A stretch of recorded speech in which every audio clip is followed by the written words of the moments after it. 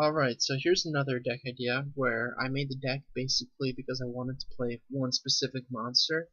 In this case, BLS Envoy of the Evening Twilight, because doesn't that just look awesome? And it's not really that bad of a card actually. People have, for the most part, said that the card is bad, and I'm of the opinion that there's just not the right deck right now to support it. What this really needs is a deck that can fill the grave quickly, but can still manipulate the monsters in the grave. And if that deck was composed of light and dark warriors, it would be perfect because you could use the exchange of night and day with it. As it is, this deck right here does a pretty solid job of setting up BLS for summon, but you kind of have to work at it, and it's not really a competitive deck. You'd be better off playing just normal Satellarknights than you would be playing the BLS version. But it's just a fun deck to play with a cool beat stick. So the main monsters in the deck, you run one of the good BLS, and you run 3 copies of the dark BLS. One important thing to note here is you can actually search for the light BLS, the good one, with Exchange of Night and Day. You can what this card does is you can discard one light warrior or one dark warrior type monster, and then you add one monster with the opposite attribute from your deck to your hand, and it has to be the same level. So the pretty much the only way to search for one of these two at the moment is with each other. There's a few other cards, but none of them are really any good. The one that is worth mentioning is Swordsman of Revealing Light, but that card's not out in the TCG yet. So when that does come out, then you could use that as an additional level 8 light, and then you could use that to search the dark BLS, and then the turn afterwards you can use the dark BLS to search the light BLS. So that would improve the consistency of the deck, as well as just being a solid hand trap monster. You all know normal BLS. The new BLS, the dark one, he has a very specific summoning condition. You have to have the same number of light and dark monsters in your graveyard. You have to banish all of each of them. So usually what you try to do is you try to have only 1 or 2 of each light and dark, and so you can summon him just by banishing 1 or 2 monsters from your grave. And then when he's summoned, you can activate an effect based off of which attribute you banished.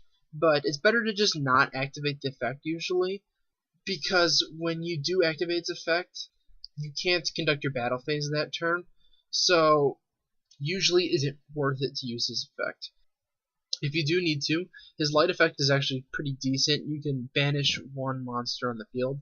It's basically the same as the good BLS's effect, but it's a one-off. You can only do it when it's summoned. And then to support these, I wanted to use light and dark warrior monsters.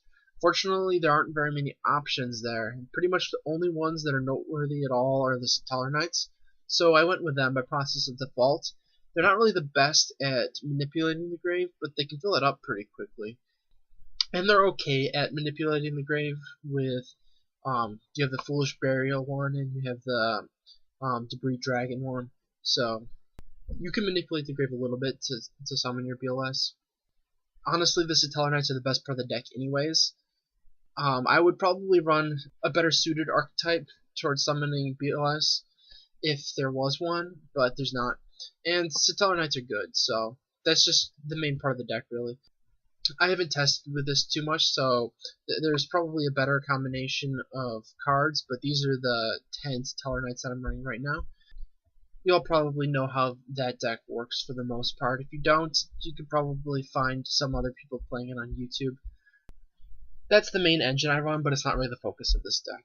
And then I have to run level 4 darks to go along with the level 4 light Satellarknights.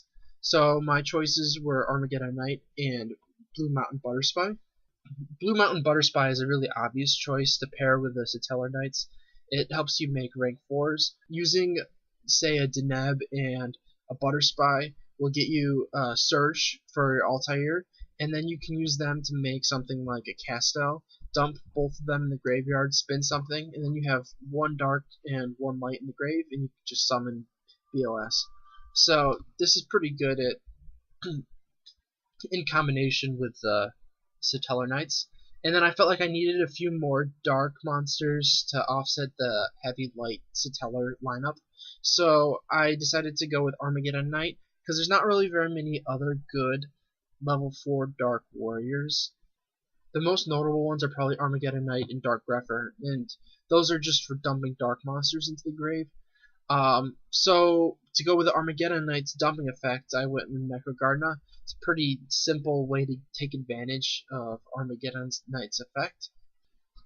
Armageddon Knight works well with exchanging Night and Day. You can dump it in the graveyard to add Level Warrior, and then you get a free Engrave Necrogardna to negate an attack. So it's a good way to make use of that card. And speaking of Level Warrior, I needed a Light Warrior to go with Necrogardna, and pretty much they all sucked. They were totally useless. But Level Warrior is actually pretty useful for this deck because you can use it as a Cyber Dragon that becomes level 4. So it's basically another way to put a monster on the field, and you can use this mostly to help you make Satellarknight's Deltaros, which needs 3 materials to make. And then I'm running mostly lights, so Honest is pretty obvious. And a small spell lineup, Rhoda for consistency, everything in this deck's a warrior except for Honest. Soul Charge for power plays, and also you can manipulate the grave with this to help set up your BLS summons. And then Book of Moon's just a staple. And then triple Exchange of Night and Day, try to help the consistency of the deck. It's a good way to search for BLS, the good one, and BLS is still a really good card, so it's a good way to get to him quickly. Triple Stellar Nova Alpha, good negation. I'm not the most familiar with Stellar Knights at the moment, so I'm not sure if 3 is the best number of this, but I've been liking it so far. It's pretty much always live. And then I'm running pretty much the staple traps besides that. And then for my extra deck, I just run rank 4s to go with the Satellarknights. I could potentially run rank 8s because if I summon 2 of these or him in the same turn, I can make a Felgrand after banishing twice, and that would be pretty good, but it doesn't come up as often as you would think, probably.